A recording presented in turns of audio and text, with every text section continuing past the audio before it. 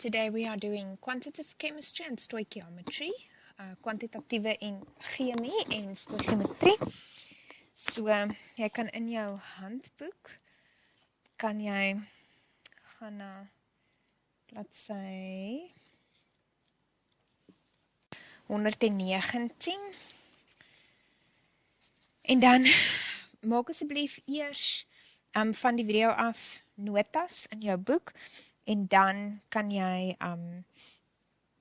in die handboek net bysit by jou notas uit die handboek uit en die oefeninge doen.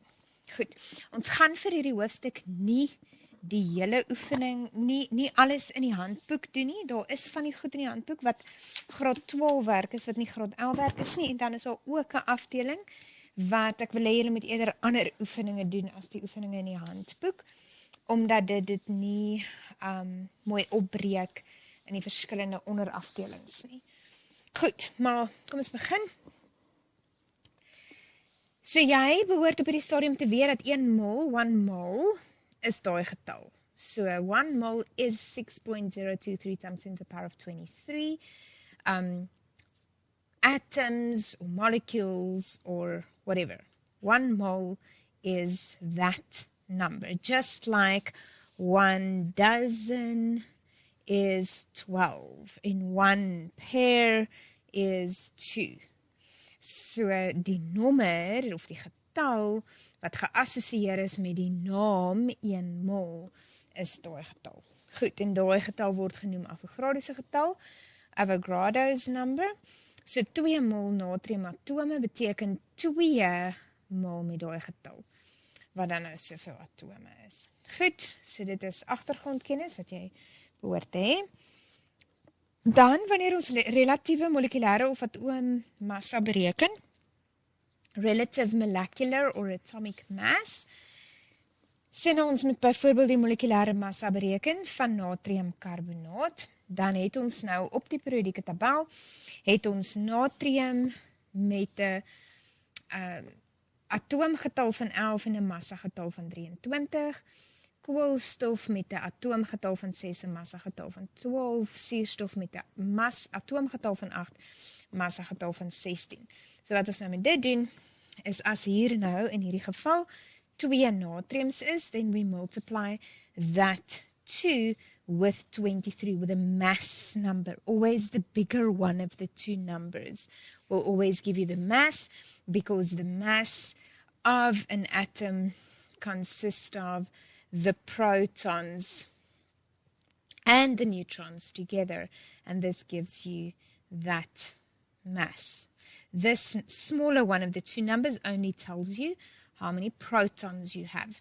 Protons is not the only thing that contribute to the mass, so when we can calculate the mass, the molecular mass or atomic mass, we use the mass number, the bigger one of the two. So 2 times 23 in this case, plus 12 of carbon, plus 3 times the 16 of oxygen. Why? Because this means there's 2 sodiums. Each one of those 2 contribute to the mass. That means there's 3 oxygens, and each one of them contribute to the total mass. So we add all of that, and we get a relative atomic mass in grams per mol, gram per mol. Goed, so doen asseblief dan kyk na die voorbeelde op bladsy 121 en doen die oefening 13. As jy dit klaar gedoen het, dan kan jy weer verder gaan met hierdie video.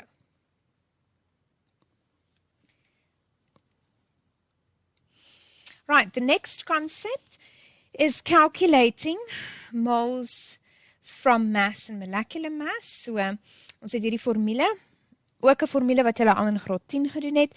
N is gelyk aan M op M, where N is the amount of moles, M is the mass, and capital M is the molecular mass, which we just practiced how to calculate. Right, so in any of these equations, you can get any 2 of the 3. Remember, they won't necessarily give you the molecular mass. They will tell you what the substance is. So they will tell you, for example, this is sodium carbonate. And then you know, okay, so that means the molecular mass is 2 times 23 plus 12 plus 3 times 16. So you will be able to calculate that and then determine with this formula any of the others, right? So please go through the examples on page 124 in your textbook and then do exercise 14. When you're done with exercise 14 in your textbook, you can continue with this video. Okay, the next concept is molar gas volume, molar gas volume. So yeah, all you need to know is that 1 mole of any gas at STP occupies 22.4 cubic decimeters of space. Okay, so 1 mole, we already know now, a mole is 6.023 times 10 to the power of 23. So if you have that many molecules or atoms of a gas, any gas, at STP, S stands for standard temperature and pressure. Dit is in Afrikaans is dit STD en dit staan vir standaard,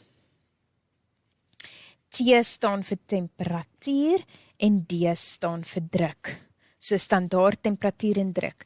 Standard temperature and pressure. Standard temperature is 0 degrees Celsius, which is 273 Kelvin. You remember that to convert between Kelvin and degrees Celsius, you add 273. So 0 plus 273 is 273 Kelvin.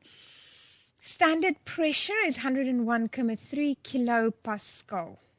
Okay, so that's the standard pressure.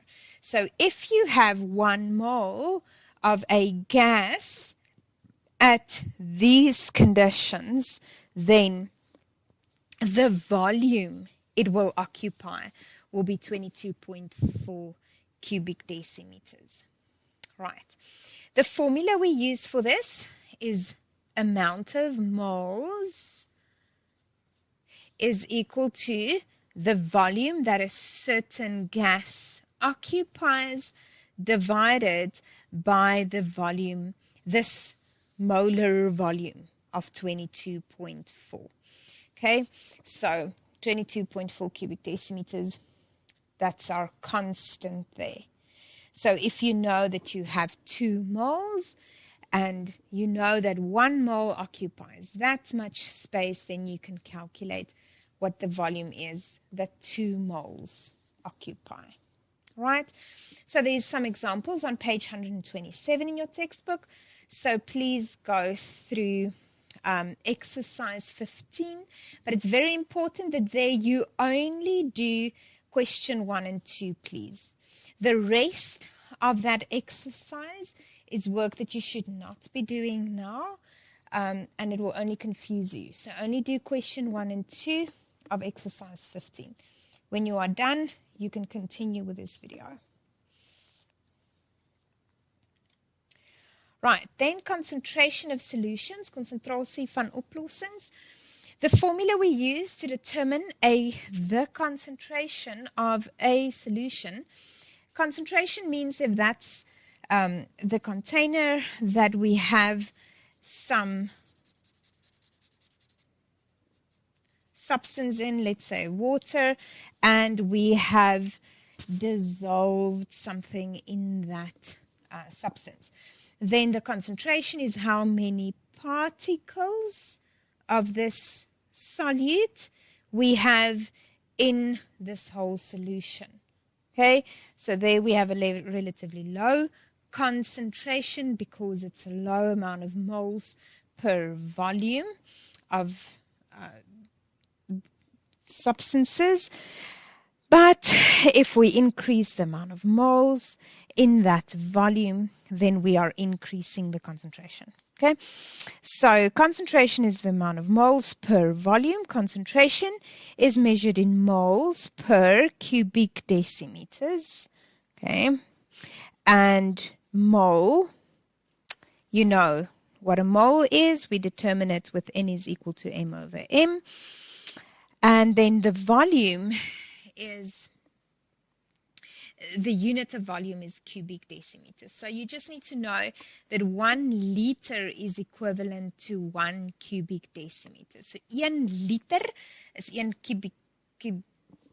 kubieke decimeter en 1 milliliter is gelyk aan 1 kubieke centimeter.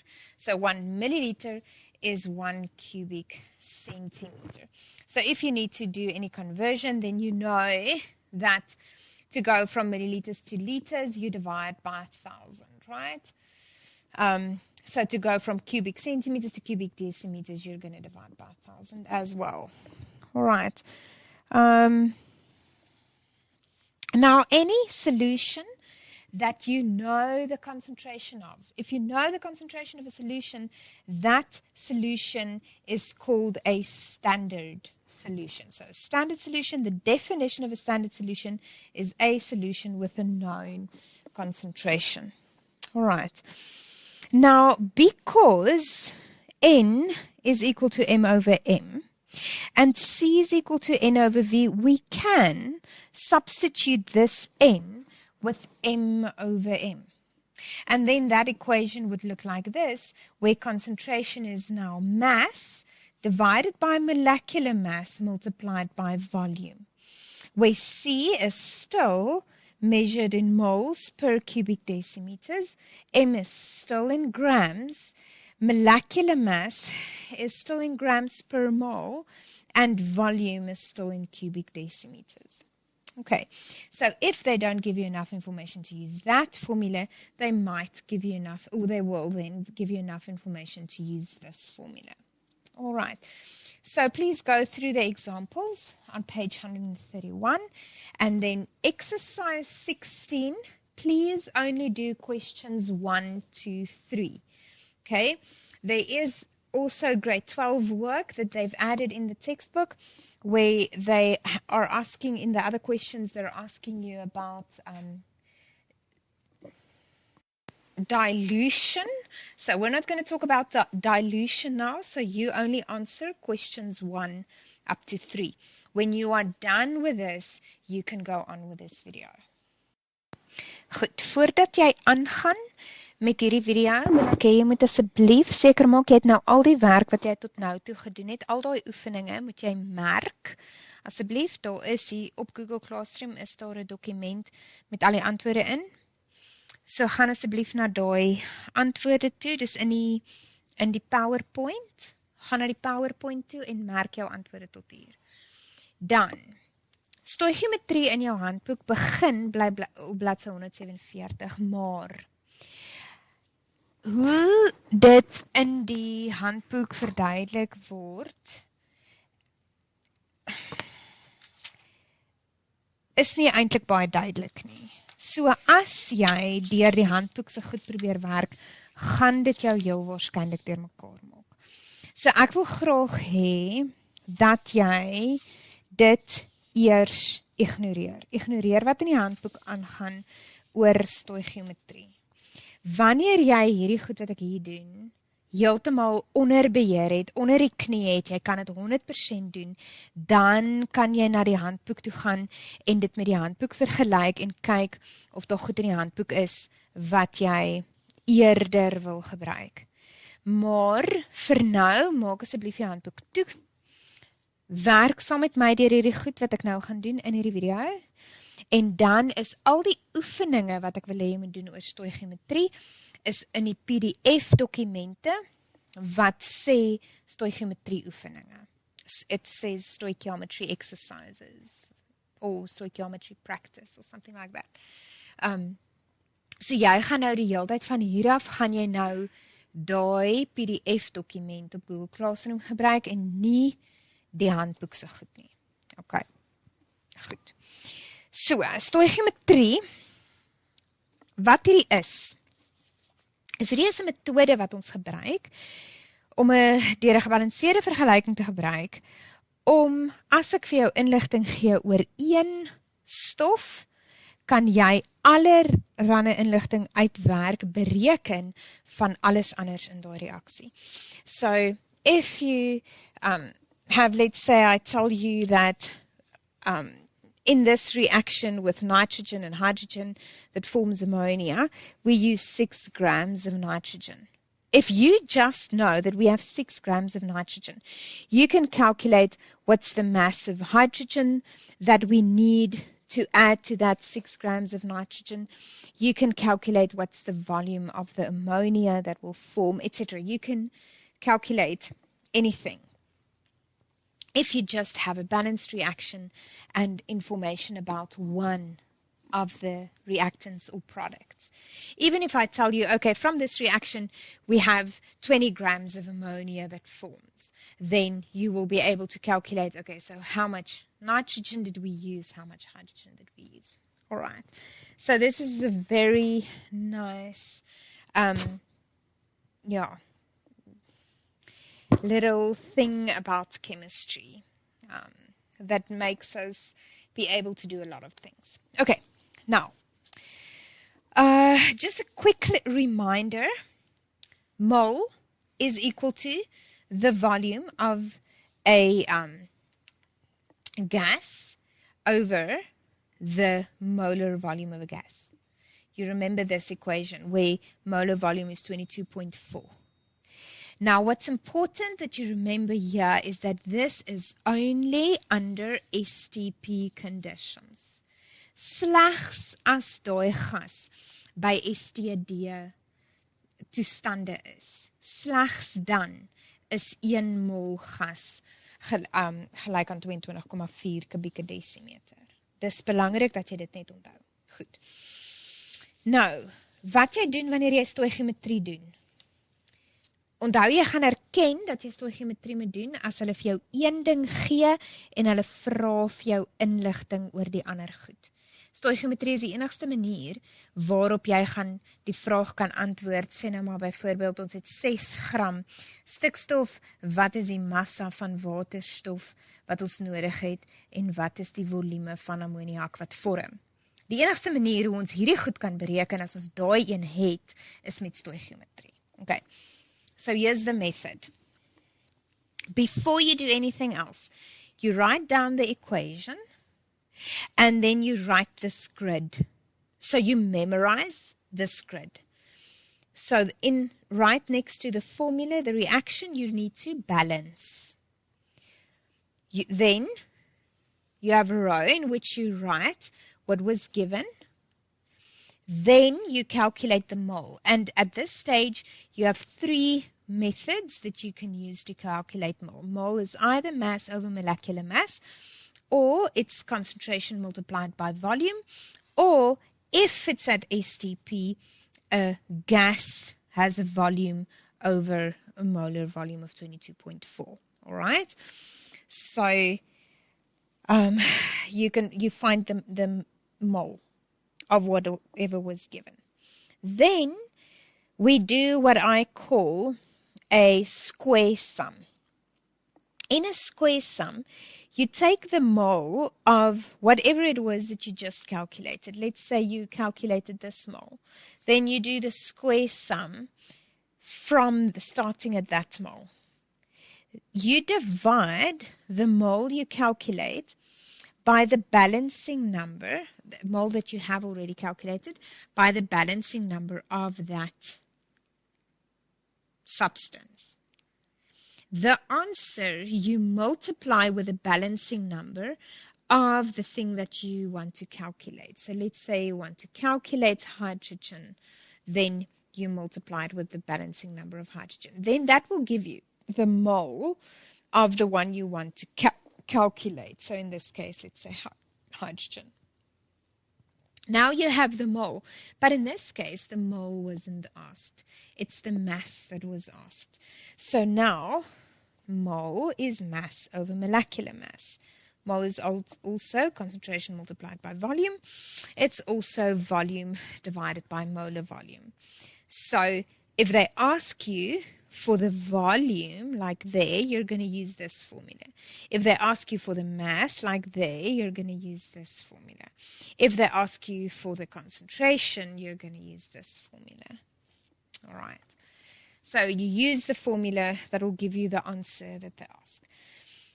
Right, so you memorize this. Balance, given, mole calculation, square sum, divide up, multiply to the side, mole calculation. So these two mole calculations will be the same formulas you'll use.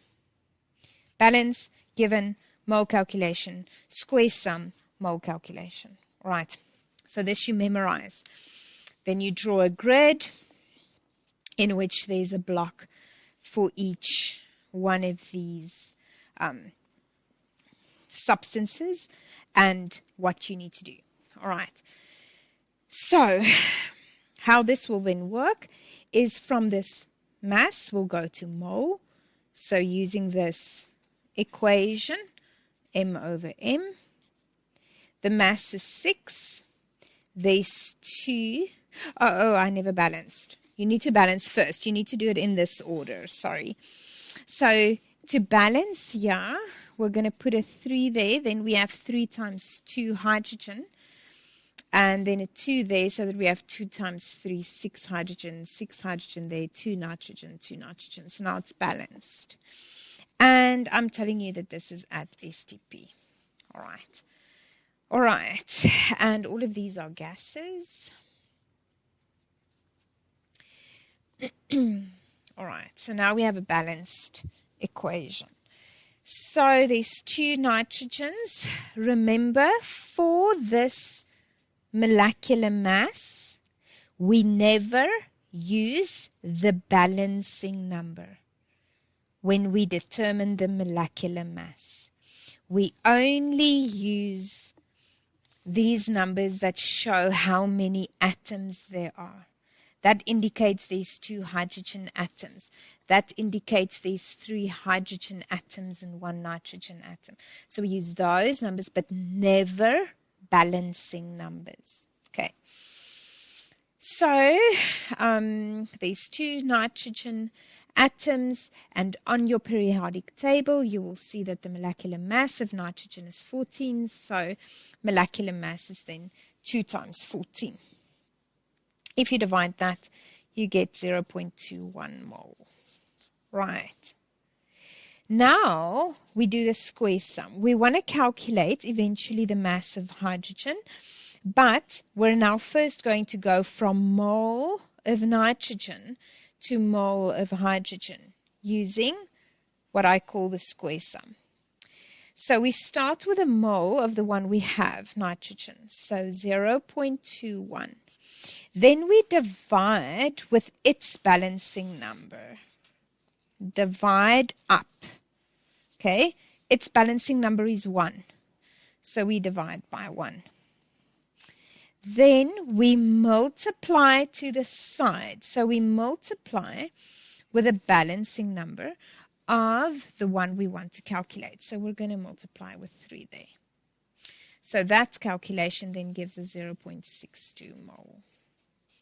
Okay. Now we know the moles, but we're asked the mass. So now we use one of these formulas to go to mass. This one gives us mass, so we're going to use N is equal to M over M. The mole is 0.62. We just calculated that. We want to calculate mass, and the molecular mass of hydrogen is 2 times 1. You'll see on the periodic table, this one has a molecular mass of 1. So mass over 2 times 1.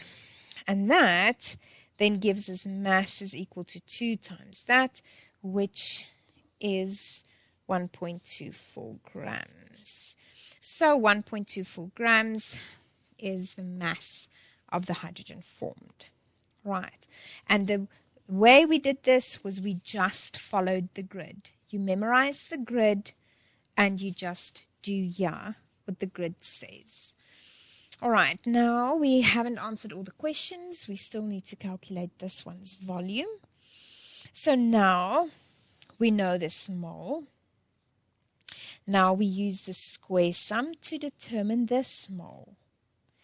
So we take this mole, 0.21. We divide by its balancing number, 1, and we multiply with the balancing number of the one we want to calculate to. So we divide up, multiply to the side. Divide up, multiply to the side. That gives us this mole. So that gives us 0.42 mole. They didn't ask for mole, they asked for volume. So now we use this equation. It is at STP, so we can use it. This equation to calculate the volume. So the amount of moles is the volume over molecular volume. So 0.42 is volume over 22.4. So therefore the volume is 9.4 cubic decimeters. Okay. I hope that's clear.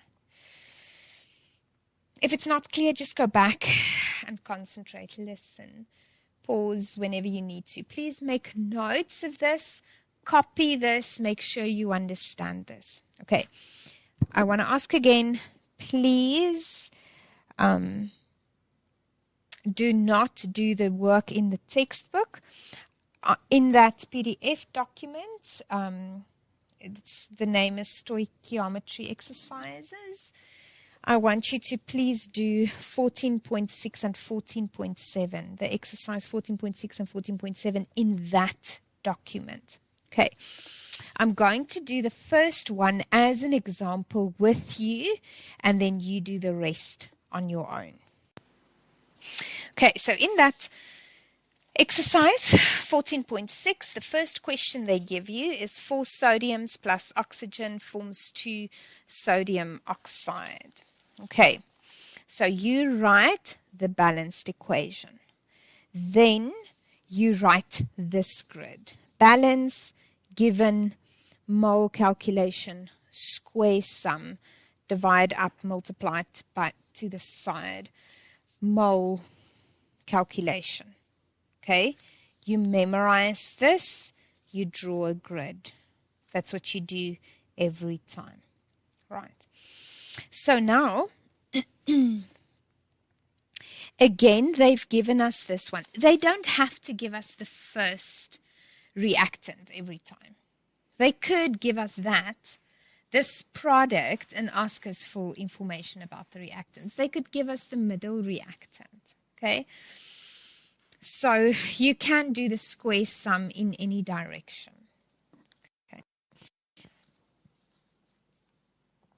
So yeah, we're going to use, because they gave us grams, we need to go to mole. We're going to use this formula. So N is equal to M over M. So N is then the mass of 5.52 divided by the molecular mass of sodium. So on the periodic table, you'll see the molecular mass is 23. And if we divide those two, we get 0.24 mole. Okay. And the formula we use is M over M. Okay. Now we want to go to the mass of oxygen, but we need to first use the square sum to go from mass of moles of sodium to moles of oxygen. So we do that by taking the moles of oxygen, 0.24, dividing up, so dividing by that balancing number, 4, multiplying with that balancing number of oxygen, which is 1. Okay, and that gives us 0.06 moles. They asked us for mass, so we're going to use this formula again.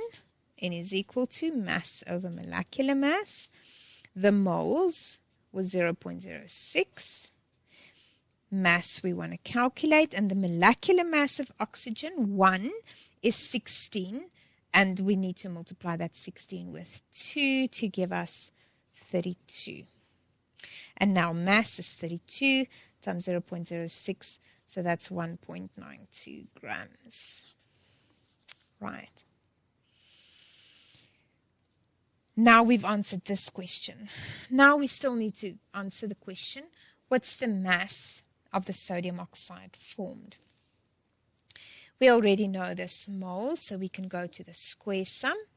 So we take the 0.24, divide up, the balancing number is 4, multiply to the side, so multiply with that balancing number, which is 2, and that gives us 0.12 mole. Okay. Now we have the moles, we're asked the mass, so we go to the same equation, N is equal to M over M. The moles is 0.12. Mass we want to calculate, and the molecular mass there is 2 times 23 plus 16, the 16 of oxygen. So that's what gives us that molecular mass. So then the mass, if we calculate it, we get 7.44 gram. All right. Okay. So you write the balanced formula, you write the grid, and then you just do what the grid says. Okay? If you don't understand, please feel free to send a WhatsApp on the WhatsApp group so that I can make this clearer for you. If you do understand, please do all of the questions in exercise 14.6 and 14.7 in those PDF documents. When you are done, then you can go on with this video. Okay, before we go on to the next type of stoichiometry, I want you to please mark your answers for the 2 exercises that you have done. Mark them from the PDF document that says stoichiometry answers. Make sure that you understood those. If you understand those, then you can go on from here now. All right. So we're doing how to calculate the percentage purity or percentage yield. You do exactly the same thing. These 2 things mean different things, but you do exactly the same calculation to answer the question. So as hulle vir jou vra vir die persentasie samestelling of vir die persentasie, nie samestelling nie, die persentasie opbrengs, jammer. As hulle vir jou vra vir die persentasie opbrengs of die persentasie suiwerheid, doen jy presies dieselfde berekening. So persentasie opbrengs, percentage yield, beteken net dat jy het teoreties verwag om 'n sekere hoeveelheid produk te kry, en toe jy dit in die praktyk doen, toe jy 'n laer hoeveelheid produk gekry.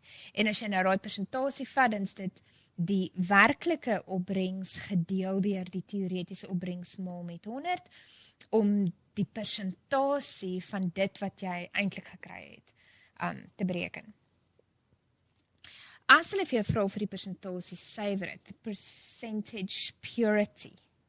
Now they are taking a substance, they are assuming it's 100% pure. But now you do stoichiometry with it, or you do a practical with it, and you get a certain amount of product, which shows that the reactant you used was less pure than you thought. Okay, but we do exactly the same calculation. Okay, so yeah, in these calculations, what will be given is how much product is formed. That's the difference between the previous questions and these ones. Yeah, they will tell you how much reactant they used in one of the 2 reactants and what the product was that you actually got. What you have to do is you have to determine with stoichiometry how much product was supposed to form. You see the difference. They tell you, they give you how much is formed. You have to calculate how much was supposed to form. with stoichiometry. So that's the theoretical yield that you're supposed to get. So now the percentage yield that you're going to calculate at the end is the product that was actually formed, this one, divided by the product that you were supposed to form, multiplied by 100. Okay, then you get the percentage yield. So jy vat die, om die persentasie opbrengs te kry, vat jy die hoeveelheid wat wel gevorm het, jy deel dit deur die hoeveelheid wat veronderstel was om te vorm deur jou berekeninge, en jy mul dit met 100. Okay. So ek gaan weer sommer oefening 14.6 se vraag 1 gebruik as 'n voorbeeld. Ek gaan net die vraag 'n bietjie verander. So ek gaan nou weer sê dat byvoorbeeld ons het 5.52 gram natrium wat reageer met suurstof en dit vorm 6 gram natriumoksied. So ek gee vir jou die werklike opbrengs. Okay, so given here is the real or actual yield. What you need to do is use this in stoichiometry to calculate what was supposed to form. Right. So doing that, we draw again this grid, balanced equation, balance given mole equation, square sum, mole equation, and now we just add percentage yield or percentage purity calculation, which is the actual yield divided by the theoretical yield multiplied by 100. So what was given was that we have 5.52 grams of sodium. To get the moles, we're going to use that formula. So 5.52 divided by 23 is 0.24 moles. Now we need to know, they're asking us, what was theoretically the mass that should have formed. So they're not going to tell you what the question is. They're just asking calculate the percentage yield. But if they give you the mass that formed, you need to calculate mass so that you can say mass over mass times 100. If they gave you volume, you need to calculate volume so that you can say volume over volume times 100. Okay, if they gave you concentration, you're going to calculate concentration so that you could say concentration over concentration times 100. All right. Square sum to calculate the moles. This mole is 0.24. Divide up, multiply to the side, and that gives us 0.12 mole. All right. Now, we're asked for the mass, or we need to calculate mass. So we're going to use this formula. So N is equal to M over M. The moles is 0.12. Mass we want to calculate. And the molecular mass is 2 times sodium plus oxygen. Oxygen is 16. Sodium is 23. And if we solve that, we get 7.44 grams. Okay. So we were supposed to get 7.44, but we actually got 6. So the percentage yield is the actual yield divided by the theoretical yield multiplied by 100. Actually, we got 6 grams. Theoretically, we were supposed to get 7.44 grams, and we multiply that with 100. And then that gives us 80.64%. Okay, so that's how we calculate percentage yield or percentage purity. Doesn't matter which one of the two they ask, you do the same calculation. Right? Okay, one last concept before you can practice this some more is 'n limiting reactant, 'n beperkende reagens. So die definisie van 'n beperkende reagens is dis die reagens wat die hoeveelheid produk wat vorm beperk. Okay, so the limiting reactant is the reactant that limits or determines the amount of product that can form, right? So that's the definition. Now, if we look at an example, let's say you take your coffee like this. You prepare it by using 1 spoon of coffee powder, 2 spoons of sugar, and 10 milliliters of milk. That gives you 1 cup of coffee. Now, let's say you have available 1 liter of milk, 2 kilograms of sugar, and 3 spoons of coffee powder. What's the maximum amount of cups of coffee you will be able to make from this? Obviously, only 3 cups, right? Why? Because you only have 3 spoons of coffee powder. So for 1 cup you have enough, for 2 cups you have enough, for 3 cups you have enough. 4 cups you can only have milk and sugar, no coffee. Right? So in this case, the coffee powder is the limiting reactant. Why? Because it limits the amount of product you can get. Okay. Limits or determines the amount of product that can form, that is able to form. Okay, so you need to determine what the limiting reactant is if in a question you are given 2 or more reactants. They tell you how much you have of 2 or more reactants. Then you need to first determine which one is limiting with a square sum.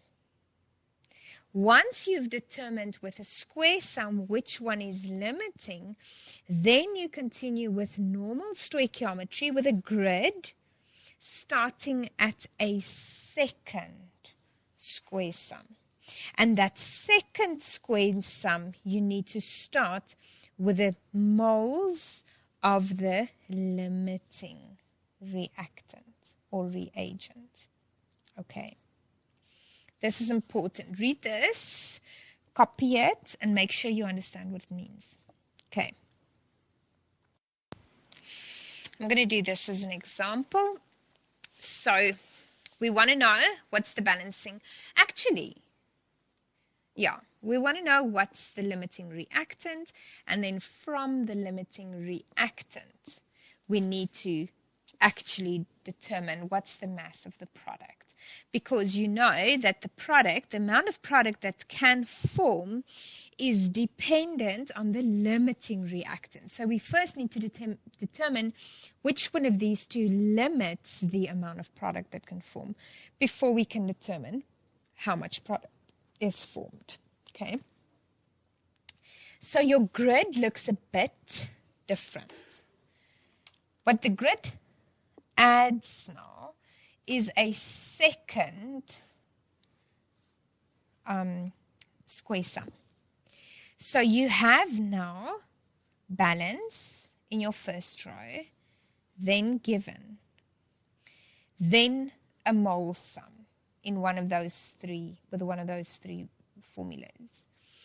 Then you have to add there for yourself to remember, you are calculating what you have, what you actually have. Then you do a square sum, and the answer to that square sum is going to tell you how much you need, right? So you do this for both, calculating how much you have, and then you calculate how much you need for either one of the 2. Okay, so this one is for both. This one is for either one of the two. Now that you've determined how much you need by doing this square sum, you compare what you need to what you have. If what you need is less than what you actually have, then it is limiting. Does that make sense? If you need 5 spoons of coffee and you only have 3 spoons of coffee, the coffee is the limiting reactant, not the milk, not the sugar. Okay. So up to there, you balance, you write what's given, you determine for both reactants what you have with a mole calculation. You determine what you need for either one of the two using the square sum. Then you write down in its own column which one is therefore limiting and which one is in excess. Then you do a second square sum to answer the original question. In this case, the original question was the mass of the product. Okay, so you do a square sum from the limiting reactant, what you have. So in other words, this one here, you do a square sum starting there from the limiting reactant. Then you're going to get the moles of what was asked, and then you go from the moles to whatever they asked, mass, volume, concentration, using one of these 3 formulas. So your whole grid would look like this. Okay. Balance, given, mole sum of what you have, square sum to determine what you need. You compare what you need to what you have. Then you write down what's limiting. And then you do another square sum from the limiting reactants mole of what you have to determine the mole of what's asked. And then another mole calculation to determine whatever they asked, mass or volume or whatever. Okay. So, doing this one as an example. Here we have 5.52 grams of sodium. So we're going to use N is equal to M over M to find the moles. So that's 5.52 divided by the molecular mass of sodium is 23.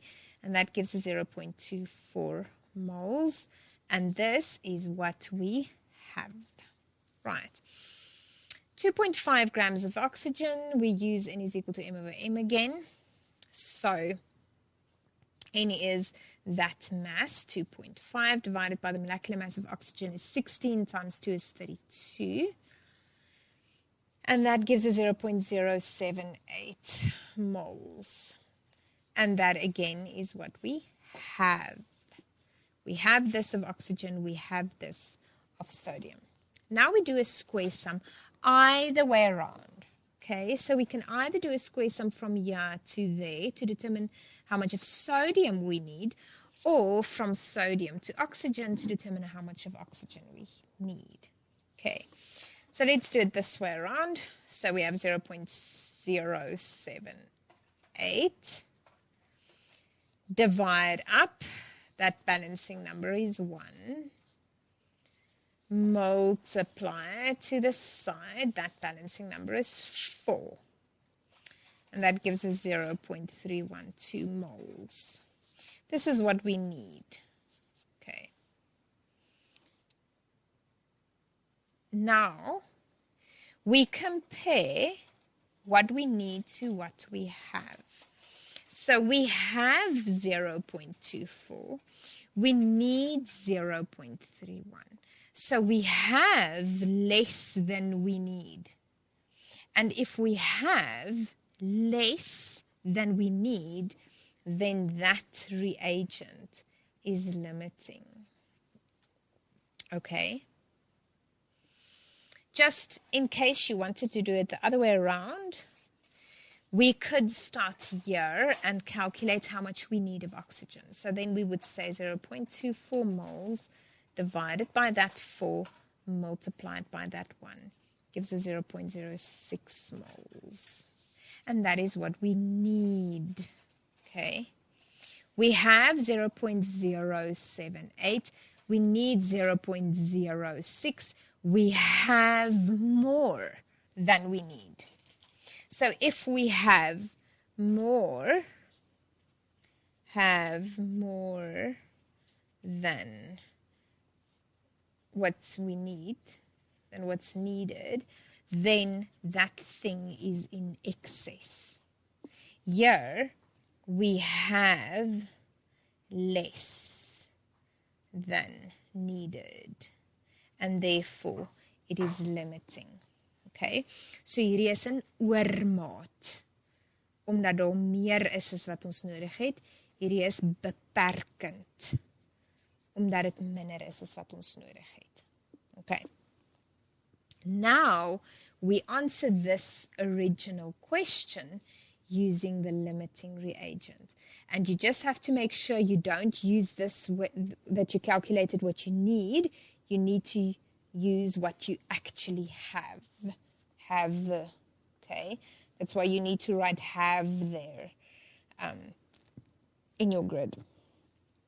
So what we have is 0.24 mole. We divide up, divide by 4, multiply to the side, so multiply by 2, and that gives us 0.12 mole. Right. Now we want to go to mass, so we use that formula. N is equal to M over M. 0.12 is mass over molecular mass is 2 times 32 plus 16, which is 62. And if we solve that, then mass is 7.44 grams. Okay? So when they give you 2 amounts of the reactants, you first need to determine which one is limiting, and then you do the normal rest of the stoichiometry. Okay. If you are unsure, please just listen to this part of the video again. If you feel okay with this, then please do, in those same PDF documents, the stoichiometry questions, please do exercise 14.9, all of the questions. When you are done doing all of the questions, please mark it from the PDF document that says stoichiometry answers and make sure that you were able to do this correctly. If you go through the textbook, you will see that there's calculation of empirical and molecular formulas that we will do next week. For this week, you just need to get stoichiometry done. All right.